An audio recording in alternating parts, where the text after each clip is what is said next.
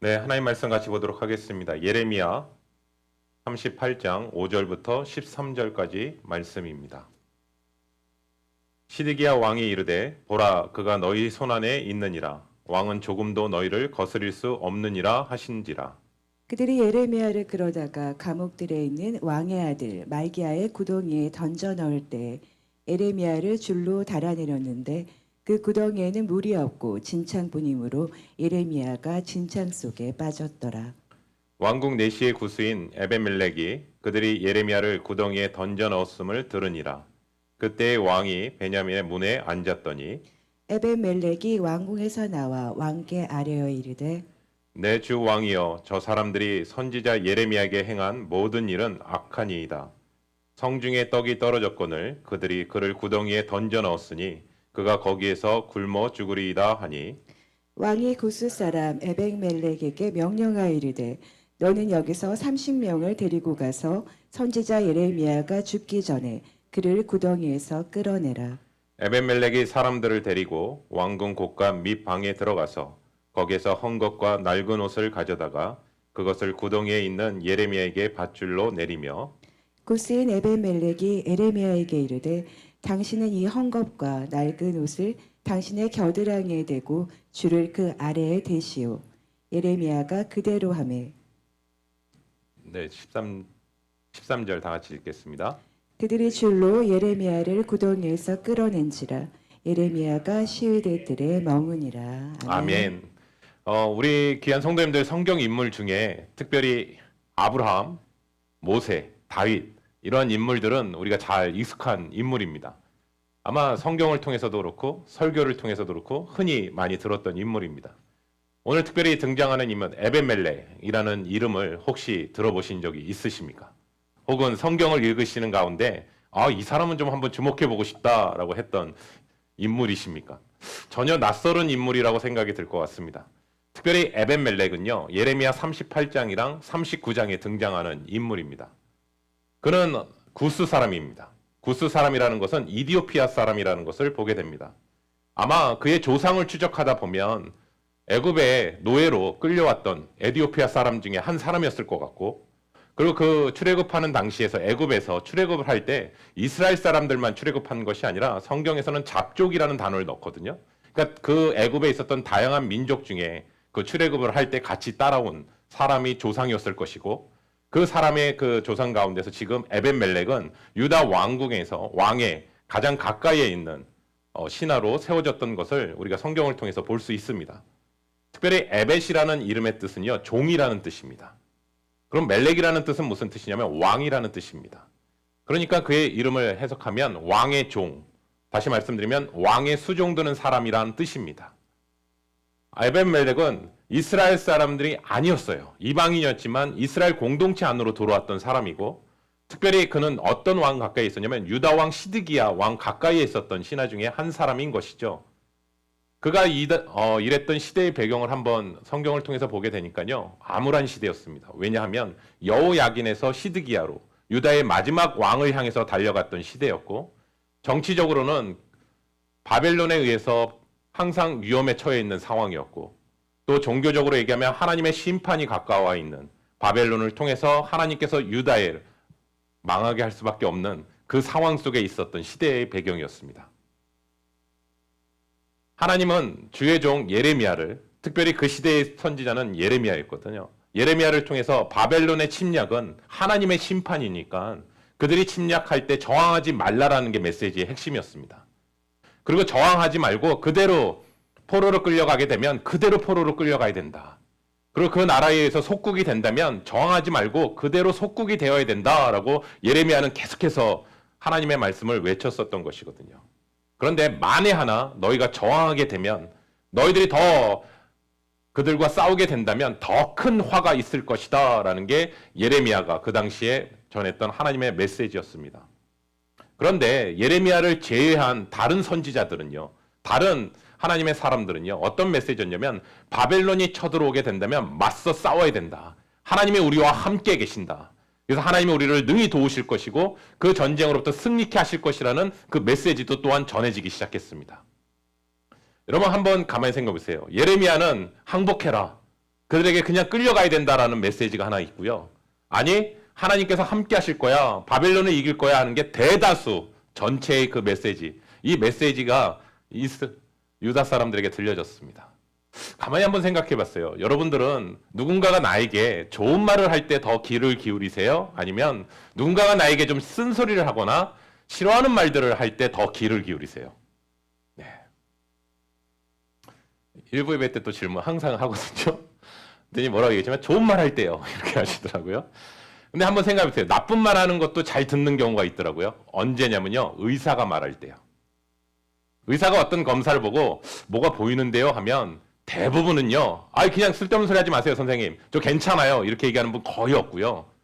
뭐가 보이나요? 좀 더 얘기해 주시지 않겠어요? 라고 합니다. 그런데 우리는 대부분은요. 싫은 소리 하면요. 별로 듣고 싶지 않아요. 예레미야는 무려 선지자 생활을 40년을 했거든요. 40년 동안 하나님께서 예레미야를 통해서 계속해서 말씀하셨거든요.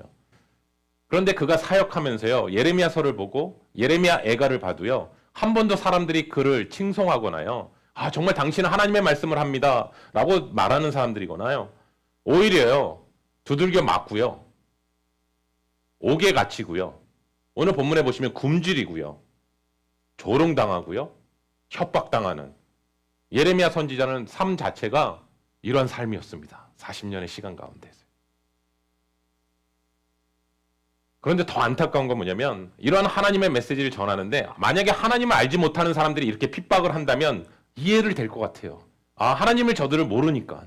그런데 정작 하나님을 너무나 잘 아는 하나님의 사람들이라고 하는 그 자칭 그러한 자들로부터 더 핍박을 당하고 있는 그 모습이 오늘 본문 말씀 가운데서 펼쳐지게 됩니다. 특별히 핍박했던 대명사의 사람들 3인방을 소개한다면 바스올은 예루살렘 성전을 총감독했던 사람입니다. 그 다음에 미가야, 하나야, 그 사람들은 제사장들입니다. 근데 그들은요, 정작 하나님의 말씀을 전혀 하나님의 음성을 들어본 적이 없는 사람이라고 오히려 성경은 이렇게 얘기합니다. 볼까요? 예레미야 23장 22절입니다. 그들이 만일 나의 회의에 참여하였더라면 내 백성에게 내 말을 들려서 그들을 악한 길과 악한 행위에서 돌이키게 하였으리라. 아멘. 아멘. 성경은 오히려 뭐라고 하냐면 그들은 하나님의 회의에 참석하지 못한 자들이었다라고 얘기해요. 회의라는 단어는 히브리어 단어로 사드라는 단어 사는데요. 조언, 충고, 상담을 의미하는 단어고요. 이 단어로 하면 자문위원회 같은 거예요. 여러분 가만히 보면 하나님의 종이라면요. 하나님이 주최하는 그 회의에 참여를 해야죠. 그리고 하나님이 정말 무엇을 말씀하시는지를 들어야 되죠. 그런데 정작 그들은 그렇게 하지 못하고 있다라고 성경은 얘기하고 있어요. 그러면 왜 하나님의 회의에 참여하지 못할까? 첫 번째는요. 참석하고 싶은 마음이 없어요. 두 번째는요. 하나님의 음성을 들을 마음의 준비도 없어요. 그러니까 그 마음 가운데서 고관들은요. 예레미야를 인정하지를 않아요.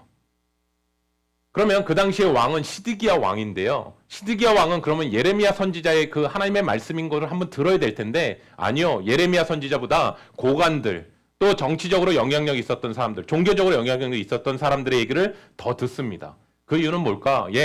정치적으로는 입지가 없었던 사람이에요. 왜냐하면 바벨론에 의해서 임시적으로 왕으로 했던 사람이에요. 시드기야 왕보다도 환관들이요. 더 영향력이 셌어요. 그러니까 그들의 소리에 더 귀를 기울일 수밖에 없었어요. 그러면 시드기야 왕은 계속 그런 상태였냐? 아니요. 은밀하게요. 예레미야에게 조언도 구했어요. 그럼 예레미야를 통해서 분명히 깨달은 건 뭐냐면 예레미야가 죄가 없다라는 걸 알았어요. 그럼에도 불구하고 환관들이요. 예레미야를 죽여야 된다라는 그 얘기에 거기에 그냥 마음이 뺏길 수밖에 없는 그런 사람이었어요. 마치 이런 장면이에요. 빌라도가 헤롯이 예수님과 세례 요한이 죄가 없음에도 알고 오히려 그들에게 넘길 수밖에 없는 그러한 자의 모습이 바로 시드기야 왕의 모습이었던 것을 봅니다. 예레미야는 시드기야에게 이렇게 얘기했어요. 사람들을 두려워하지 말고 하나님을 두려워하십시오. 그리고 하나님이 지금 무슨 말씀을 하고 계시는지 거기에 집중하십시오. 그런데 시드기야는 정작 용기를 내지 못합니다. 사랑하는 성도 여러분, 여기서 우리가 첫 번째 기억하셔야 될 게 있습니다. 사람들의 말이 아닌 하나님의 말씀으로 담대함으로 나아가시기를 예수 그리스도의 이름으로 축원합니다. 여러분, 우리 마음 가운데 자꾸 두려움이 생기는 이유는요, 내 생각으로 하기 때문이에요. 근데 그 두려움의 안개를 거치게 하는 것은요, 하나님의 음성이에요. 하나님의 음성은요, 그 두려움의 안개를 거치게 하고 담대하게 나아가게 된다는 사실이에요. 그리고 어두운 시대의 사람들이 두려워하는 게 아니라 하나님을 향한 마음으로 담대함으로 나아가는 것, 이 시대 가운데 가장 필요한 것이 아닐까요? 그런데 그 상황 속에서 오늘 제가 처음에 소개했던 인물 에벤멜렉이 등장합니다. 우리 말씀 볼까요? 예레미야 38장 7절부터 9절입니다. 왕궁 내시 구스인 에벤멜렉이 그들이 예레미야를 구덩이에 던져 넣었음을 들으니라. 그때 왕이 베냐민 문에 앉았더니 에벤멜렉이 왕궁에서 나와 왕께 아뢰어 이르되 내 주 왕이여, 저 사람들이 선지자 예레미야에게 행한 모든 일은 악하나이다. 성중에 떡이 떨어졌거늘 그들이 그를 구덩이에 던져 넣었으니 그가 거기에서 굶어 죽으리이다 하니. 아멘. 아멘. 예레미야가 결국 구덩이 속에 던져짐을 당했거든요. 근데 그때 당시에 날씨가요, 가뭄이 일었다라고 표현하고 있어요. 그리고 가뭄이 일었기 때문에 물이 다 마른 거예요. 그 구덩이 깊은 속에 우물이요. 그러니까 그 밑에는 진흙으로 돼 있는 상황이고요. 그래서 질퍽하기 때문에 편하게 누워서 잠을 잘 수도 없습니다. 또 하나는 뭐냐면 자꾸 몸이 그 진흙 속에 계속 빠져들어가기 시작하는 거예요. 그리고 그 상태에서 어느 누구도 먹을 것을 주지 않습니다. 왜냐하면 성경은 이렇게 표현합니다. 아사 직전까지 가고 있다라고 얘기합니다. 그러니까 예레미야를 누군가가 어느 누구도 돌보지도 않고 누구도 주목하지 않는 상황에 계속해서 시간은 흘러가고 있다라는 사실을 성경을 통해서 얘기하고 있는 것이죠. 그럼 질문이 생겨요. 아니, 왜 예레미야를 돌보지 못할까? 정말 하나님의 선지자인데 왜 돌보지 못할까라는 그 질문을 하게 되는데요. 그의 생명을 구원하기 위해서, 그의 생명을 구하기 위해서 나서게 된다면 그 사람은 위험한 상황으로 펼쳐질 수밖에 없기 때문에 그렇습니다. 일단은 동족에게요, 예레미야는 매국노입니다. 친바벨론을 하는 그 매국노입니다. 또 하나는 자칭 하나님의 종이라고 하는 사람들로부터 철저하게 배척당했습니다. 그 누구도 예레미야 편에서 그를 다시 살려야 됩니다라고 얘기할 수 없는 상황에 놓여 있는 것이라고요. 같이 매장당할 수 있는 상황이거든요. 예레미야 편에 쓴다라는 것 자체가. 그런데 그 상황 속에서 이방인의 출신이었던 구스 사람이었던 에벤멜렉이 그 상황 속에서 나타나서 왕 앞에 나가는 것이죠. 여러분, 한번 저는 이런 생각을 해보게 됐거든요. 오늘날 우리가 미국 사회에 살고 있지만요, 유색 인종이기 때문에 사실은 편견이 있습니다. 올라가면 올라갈수록 이렇게 표현하더라고요. 올라가서 정말 힘들게 올라가서 문을 열었더니 또 그 계단이 또 있는 거예요. 그래서 정말 전심전력을 해서 또 올라갔더니 또 계단이 있는 거예요. 마치 우리가 미국 사회에서 점점 올라가면 올라갈수록 계속해서 열릴 것 같지만 주류 사회에 올라가지 못하는 그 벽들이 있다고요. 영어로서는 이렇게 표현하더라고요. 글래스 실링이라는 단어를 표현하고 있더라고요. 천정에 유리로 돼 있는데 마치 이렇게 눈에 보면 다 뚫려 있는 것처럼, 많이 열려 있는 것처럼 보이지만 결국은 유리벽으로 막혀 있거든요. 그러면 저는 그 이디오피아 사람 에벤멜렉이요, 왕의 신하 옆에까지 올라가기 과정까지 얼마나 힘들었을까라는 생각을 하게 되거든요. 정말 많은 성실함도 있었을 것이고 많은 노력이 있었을 것이고요. 그 자리까지 올라가는 과정이 결코 평탄치 않았을 거라고 생각이 들어요. 그런데 지금 왕에게 이런 조언을 한다면, 예레미야를 살려야 됩니다라고 조언을 한다면 한순간에 그동안 올라갔던 그 자리가 바로 나락으로 떨어질 수 있는 상황인 것이죠. 그리고 그는 궁궐 안에서의 모든 속성을 다 압니다. 누가 영향력이 있고 지금 어떤 문제가 펼쳐지고 있다는 사실을 누구보다도 잘 알고 있어요. 그래서 자신이 이 말을 한다면, 구명운동을 펼치게 되면 자신은 어떻게 될 것인지 뻔히 잘 알 수 있는 상황입니다. 근데 그가 시드기야 왕한테 이렇게 고백을 해요. 뭐라고 하냐면, 고관들이 하는 행동은 악한 행동입니다. 이렇게 표현하고 있어요. 그냥 구해주십시오. 그 매달리는 게 아니라 그들의 행동은 너무나 악한 행동입니다. 라고 얘기합니다. 저는 이 단어 속에서 뭘 깨닫게 되냐면, 에벤멜렉은요, 사람을 두려워한 게 아니라요, 하나님을 두려워했기 때문이에요. 오히려 홀로 맞서는 거예요, 지금. 환관들의 그 음모 앞에 홀로 서서 맞서는 장면인 거예요. 에베멜렉은 시드기야 왕에게 더 아부를 해야 되는 상황인데 아니요, 오히려 더 단호하게 얘기하는 부분을 얘기해요. 근데 저는 이걸 또 보면서 계속 말씀을 묵상했거든요. 하나님께서 시드기야 왕에게 돌이킬 수 있는 기회를 주신 거였구나. 에베멜렉을 통해서 마음을 돌이키기를, 회개하기를 원하셨구나라는 생각을 하게 됐어요. 그런데 우리가 나중에 시드기야 삶을 보니까요, 어떻게 펼쳐지냐면 계속해서 하나님께서는 얘기하셨지만 예레미야를 통해서 계속 얘기하시지만 계속 거부하거든요.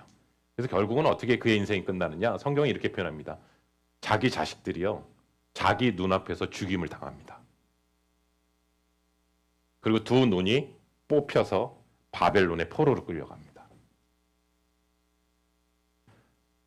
이때 돌이켰었으면, 그런 아쉬움이 남는 사람입니다. 그런데 이런 상황 속에서 홀로 왕에게 이렇게 얘기했던 에베멜렉, 그 모습을 통해서 저는 성경의 한 또 인물이 떠올랐어요. 예수님께서 비유로 얘기하셨던 사람이에요. 누구냐면 선한 사마리아인이요.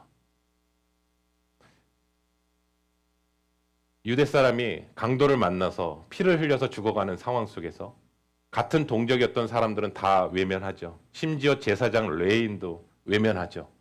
그런데 자신들이 가장 무시했던 선한 사마리아 사람, 그 사람이 오히려 자신의 모든 것들을 해서 섬기고 도와주는 그 모습을 보게 됩니다. 그래서 저는 오늘 설교 제목을 에벨멜렉 하면 선한 사마리아 같은 사람이었구나.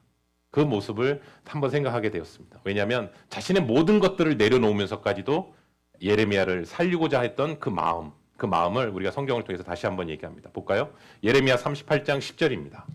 왕이 구스 사람 에벡멜렉에게 명령하여 이르되 너는 여기서 30명을 데리고 가서 선지자 예레미야가 죽기 전에 그를 구덩이에서 끌어내라. 아멘. 아멘. 시드기야 왕이 변했습니다.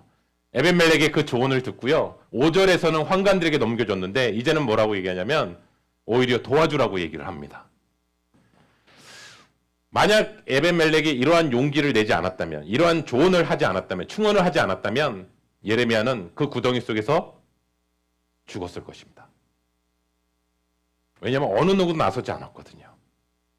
그런데 이 한 사람을 꺼내기 위해 30명을 동원해 줍니다. 아마 환관들이 혹시라도 보게 된다면 또 여러 가지 돕는 과정 속에서 어려움이 생길 것도 생각하면서 아마 30명을 주지 않았을까라는 생각을 보게 되거든요. 사랑하는 성도 여러분, 우리가 여기서 하나 깨닫는 것은 예레미야는요 이런 생각하지 않았을까요? 그 깊은 구덩이에 빠져 있는 상황에서 하루하루 지나가면서 몸이 아사되는 직전 상황에서 이런 마음 아니었을까요? 내가 이제 죽겠구나. 내가 이제는 더 이상 희망이 없고 죽음으로 갈 수밖에 없겠구나라는 생각을 구덩이 깊은 속에서 계속하지 않았을까요? 그런데 하나님께서는 예레미야를 건지시기 위해 전혀 예상하지 못했던 이방인 에벤멜렉을 준비하고 계셨고 그를 통해서 예레미야를 살리시는 그 은혜를 다시 한번 깨닫게 됩니다. 저는 우리 귀한 성도님들에게 도전합니다. 여러분들 깊은 수렁에 빠지고 깊은 고난에 빠져 있다 할지라도 하나님은 여러분들의 작은 신음에도 응답하시는 분이시고 여러분들을 수렁에서 건지실 하나님이신 줄로 믿습니다. 내 눈에 보이지 않는다 하더라도 하나님은 반드시 여러분들을 건져내실 뿐만 아니라 일하신다는 사실을 오늘 말씀을 통해서 우리에게 다시 한번 깨닫게 됩니다. 시편의 대부분의 내용들은 다윗이 많이 줬는데요. 그 내용의 핵심은 이렇습니다. 어떻게 내가 고난 가운데 있었는지, 내가 어떻게 깊은 수렁에 빠져 있었는지, 그 가운데 하나님께서 어떻게 나를 도우셨는지, 그 상황 속에 어떻게 수렁에서 나를 건지셨는지, 그 하나님의 은혜를 고백하는 내용이 대부분의 시편의 내용들입니다. 우리가 지난주 수요일날 함께 나눴던 에스더서를 통해서도요, 하나님께서는 하만에 의해서 정말 유대 민족의 127개의 나라에 흩어져 있는 유대인들이 한순간에 다 멸절될 수 있는 상황 속에서도 하나님께서는 미리 앞서 에스더를 왕으로 준비시키시고 에스더를 통해서 이 흩어져 있는 디아스포라 유대인들을 다 건지셨던 그 사건, 그 불임절의 의미의 사건을 우리는 성경을 통해서 다시 한번 보게 됩니다. 저는 우리 귀한 성도님들에게 오늘 말씀 통해서 여러분 내 눈에 보이지 않는다고 해서 하나님이 일하시지 않는 것이 아니라 하나님은 여전히 여러분들과 함께 계시고 여전히 함께 일하시는 하나님이심을 믿으시기 바랍니다. 그리고 오늘 본문에서요, 하나님은 왕에게 자신의 악함을 회개하는 마음을 주신 것 같아요. 그렇기 때문에 30명의 사람들을 보내주고 에벤멜렉을 통해서 예레미야를 건지라고 얘기합니다. 우리 볼까요? 예레미야 38장 11절부터 12절이요. 에벤멜렉이 사람들을 데리고 왕궁 곳간 밑방에 들어가서 거기에서 헝겊과 낡은 옷을 가져다가 그것을 구덩이에 있는 예레미야에게 밧줄로 내리며 구스인 에벤멜렉이 예레미야에게 이르되 당신은 이 헝겊과 낡은 옷을 당신의 겨드랑이에 대고 줄을 그 아래에 대시오. 예레미야가 그대로 하매. 아멘. 아멘. 저는 11절 말씀에 보면 에벤멜렉이요, 이 얘기를 듣고 너무나 흥분돼서 막 달려가서 바로 이렇게 건질 거라고 생각을 했는데 아니요. 바로 흥분돼서 움직이지 않고 하나하나 준비하는 것을 보게 되거든요. 필요한 장비들을 하네요. 거기서 뭐냐면 12절에 헝겊과 낡은 옷을 최대한 많이 준비했다라는 것을 얘기해요. 왜냐하면 그만큼 예레미야가 깊은 웅덩이에 빠져 있는 상황이거든요. 그것을 건져내려면, 줄을 만들려면 많은 헝겊이 필요했을 거예요. 이어서요. 그리고 또 하나는 예레미야를 건져내는 과정 속에서 다치지 않게 하기 위해서 최대한 조심해서 하는 부분을 보게 돼요. 여러분, 저는 이 보면서 양 옆에 겨드랑이에 헝겊을 댔다라는 표현을 하잖아요. 그래서 왜 그렇게 했을까? 아니면 이렇게 잡고 이렇게 끌어올리면 되지 않았을까 생각했는데 아까 서두에서 말씀드린 것처럼 진흙 구덩이에 빠져 있는 상황이라고요. 그러면 그 깊은 줄을 내린 상태에서 줄만 붙잡고 오르게 되면 구덩이에서, 진흙에서 끌려오면서 그 갈비뼈라든지 그리고 아사 직전의 몸의 상태라고요. 힘이 없다고요. 그러면 더 많은 상처들이 날 수 있는 상황이기 때문에 헝겊을 대서 조금이라도 다치지 않게 하기 위해서 세밀하게 건져내는 그 장면을 보게 되는 것이죠. 왜 예레미야는 12절부터 13절까지 이 자세하게 내용을 기록했을까? 여러분 한번 생각해 보세요. 그냥 에벤멜렉을 통해서 건짐을 받았습니다 이렇게 기록해도 될 구절일 텐데 왜 이렇게 자세하게 했을까? 그 이유는 첫 번째 이거 아닐까요? 내가 얼마나 극심한 고난 중에 있었는지 그것을 나타내기 위해서요. 또 하나는 건짐을 받을 때 감격과 기쁨이요. 난 정말 아무 소망이 없었는데 하나님께서 에벤멜렉을 통해서 나를 이렇게 건지셨습니다. 그리고 끌려올 때 그 감격과 기쁨이 얼마나 컸을까요? 왜요? 죽은 줄 알았는데 다시 살리시는 그 하나님의 손길이요. 그렇기 때문에 이것을 하는 거예요. 예. 그래서 39장에 보시면 안타깝습니다. 38장에 이렇게 건짐을 받았는데 39장에 예레미야 또다시 감옥에 들어갑니다. 제일 안타까웠던 사람 누굴까요? 에벤멜렉.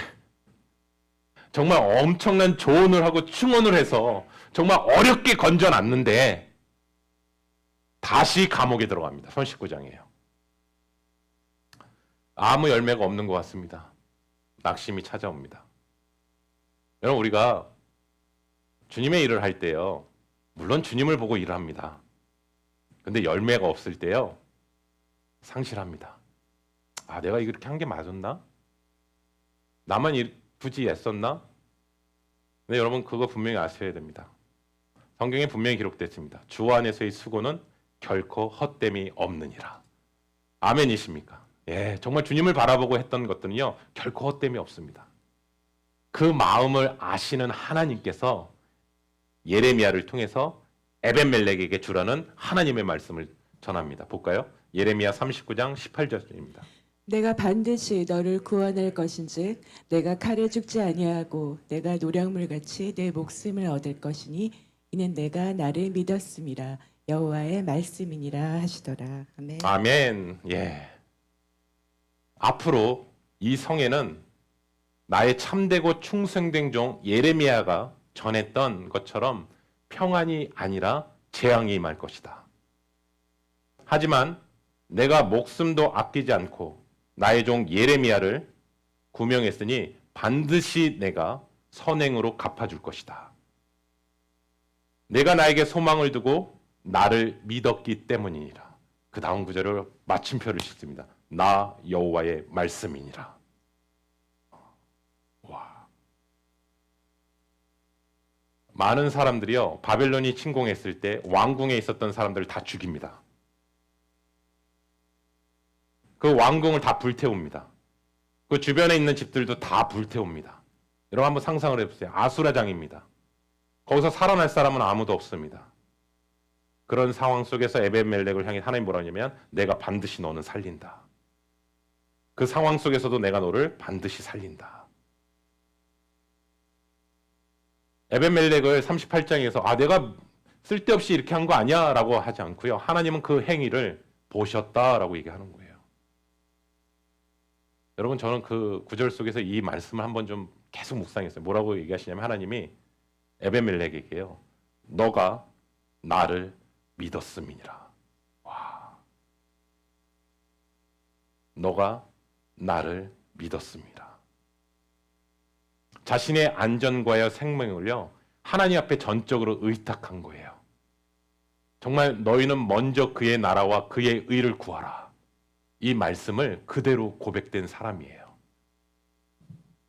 성경은 거듭해서 이렇게 말씀 보니까요, 하나님을 신뢰하는 자들에게 뭐라고 표현하시냐면 기도에 응답하시며, 하나님을 신뢰하는 자로 하여금 기쁨과 즐거움을 누리게 하시며, 하나님을 신뢰하는 자에게 원수의 손에서 구출할 것임을 약속하고 있어요. 이게 하나님을 신뢰하는 것 자체 안에 너무나 풍성하게 하나님께서 다 약속을 하고 계세요. 그런 점에서 볼 때 하나님께서 에벤멜렉의 목숨을 구원하시겠다라는 것은요, 강력한 의지예요. 그러면 질문이 생겼어요. 에벤멜렉이 예레미야를 구한 것은 하나님께서 예레미야를 보낸 것을 확신했기 때문이구나. 그냥 단지 그 사람이 너무나 불쌍해서 건져주려고 노력했던 것이 아니라 그게 하나님의 선지자였기 때문에 하나님이 보내신 것이라는 것을 신뢰했기 때문이구나 라는 생각을 하게 됐어요. 또 하나는 뭐냐면요, 데살로니가 교인들이 생각났어요. 데살로니 교인들이요, 사도 바울이 예수를 전할 때 뭐라고 했냐면 사람의 말로 받지 아니하고 하나님의 말씀으로 받았다라고 얘기하거든요. 여러분, 우리가 에벤멜렉을 통해서도 그렇고 데살로니 교인들을 통해서도 다시 한번 깨닫는 것이요, 우리가 성경을 대할 때 정말 하나님의 말씀으로 읽느냐, 정말 하나님의 말씀으로 대하느냐. 여러분, 우리가 이렇게 좀 저만 그런가요? 때로는 하나님의 말씀을 깊이 안 보고요, 유튜브 영상은 깊이 볼 때가 있어요. 유튜브 영상에서 나오는 설교는 깊이 듣는데요, 정작 내가 하나님의 말씀 앞에서는 깊이 안 봐요. 근데 사실 이거는 반대가 돼야 돼요. 뭐 유튜브 영상 무시하라는 게 아니라 하나님 말씀 그 자체로 나에게 주신 하나님의 말씀이라고 깊이 보셔야 된다고요. 예, 그래야 분별이 생긴다고요. 저는 이 본문을 통해서 우리 형제사랑교회, 특별히 빌라델피아, 요한계시록의 7교회 중에 칭찬받았던 교회 중에 한 교회였던 빌라델피아 교회의 이름의 뜻이 형제사랑이거든요. 그래서 우리 교회 이름이 형제사랑교회예요. 예. 그래서 요한계시록 말씀을 한번 다시 떠오르게 됐어요. 우리 볼까요? 요한계시록 3장 8절부터 10절이요. 볼지어다 내가 내 앞에 열린 문을 두었을 때 능히 닫을 사람이 없으리라. 내가 내 행위를 아노니 내가 작은 능력을 가지고서도 내 말을 지키며 내 이름을 배반하지 아니하였도다. 보라, 사탄의 회당 곧 자칭 유대인이라 하나 그렇지 아니하고 거짓말하는 자들 중에서 몇을 내게 주어 그들이 와서 내 발 앞에 절하게 하고 내가 너를 사랑하는 줄을 알게 하리라. 내가 나의 인내의 말씀을 지켰은즉 내가 또한 너를 지켜 시험의 때를 면하게 하리니 이는 장차 온 세상에 임하여 땅에 거하는 자들을 시험할 때라. 아멘. 아멘. 주님이 이렇게 얘기하시면 내가 내 행위를 안다. 예. 내가 내 행위를 안다. 내가 작은 능력을 갖고도 내 말을 지켰으며 나의 이름을 배반하지 않았다라고 얘기합니다. 내가 내 인내의 말씀을 지켰은즉 나도 너를 지켜 시험의 때를 면하게 해주시겠다라고 약속해 주십니다. 여러분, 에베멜렉 상황 속에서도 큰 환난과 핍박과 어려움이 처해 있고요. 우리가 마지막 때를 살고 있는 우리들에게도 주님이 재림하시기 전에 큰 환난과 핍박과 어려움이 임하게 될 것입니다. 그런데 동일한 사건을 통해서도 주님이 동일하게 하나님께서 말씀하신 것처럼 주님도 얘기하십니다. 뭐라고 얘기하냐면 내가 내 행위를 안다. 너가 정말 적은 능력을 가지고도 하나님의 말씀을 지켰음을, 내 이름을 배반하지 않았음을 내가 안다라고 얘기하십니다. 그래서 시험의 때에, 환난의 때에 내가 너를 면하게 해주시겠다라고 약속해 주십니다. 사랑하는 성도 여러분, 저는 이 말씀이 우리 형제사랑교회, 우리 귀한 성도님들에게 주신 하나님의 말씀인 줄로 믿습니다. 우리도 그 시대를 살아가고 있는 거예요, 사실은요. 예레미야가 겪었던 것처럼 환난과 핍박이 우리에게도 동일하게 올 거예요. 그리고 우리도 그 상황 속에서도 예레미야를 지켜주셨던 그 하나님이 오늘날 우리를 살아가고 있는 우리 성도님들도 하나님께서 지키실 줄로 믿습니다. 왜냐하면 구약의 하나님이나 신약의 예수님이나 앞으로 오실 성령님, 우리 안에 계신 성령님이나 다 동일하신 하나님이시기 때문에 그렇습니다. 의인은 오직 믿음으로 말미암아 살리라. 우리는요, 믿음으로 사는 사람이라고 선포하고 있어요. 그리고 한 분만을 의지하며 담대하게 나아가시기를 정말 예수 그리스도의 이름으로 축원합니다. 반드시 여러분을 구원하실 줄로 믿습니다. 그 말씀을 다시 한번 마음에 새기며 믿음으로 걸어가시는 저와 우리 귀한 형제사랑 성도님 되시기를 예수 그리스도의 이름으로 축원합니다. 기도하겠습니다. 사랑의 하나님, 사람들의 소리보다 하나님의 말씀을 두려워했던 에벤멜렉을 통해서 다시 한번 우리가 하나님의 말씀 앞에 정직하게 서기를 원합니다. 하나님, 우리가 어떤 소리에 지금 민감하고 있습니까? 환경의 소리입니까? 사람들의 소리입니까? 정작 하나님의 음성은 귀를 기울이지 않는 우리의 모습은 없지 않습니까? 하나님이 말씀하셨음에도 불구하고 내 상황이 불안해서 내 환경이 열리지 않아서 하나님의 말씀을 온전히 붙들지 않고 있는 우리의 모습은 없습니까? 오늘 에베멜렉을 통해서 하나님의 그 말씀 앞에 하나님의 종이었던 예레미야를 통해 아버지 하나님 그 약속의 말씀을 끝까지 붙들고 있는 에벤멜렉에게 하나님께서 주셨던 그 약속의 말씀을 오늘날 살아가고 있는 우리 귀한 형제사랑 성도님들에게도 아버지 하나님 그 음성을 들을 수 있는 우리 귀한 시간이 되기를 소원합니다. 하나님, 하나님의 말씀 앞에 더욱더 그 말씀을 붙드는 시간이 되게 도와주시고 두려움으로 신앙생활하는 것이 아니라 하나님이 주시는 담대함으로 나아갈 수 있는 우리 귀한 시간이 되게 도와주시옵소서.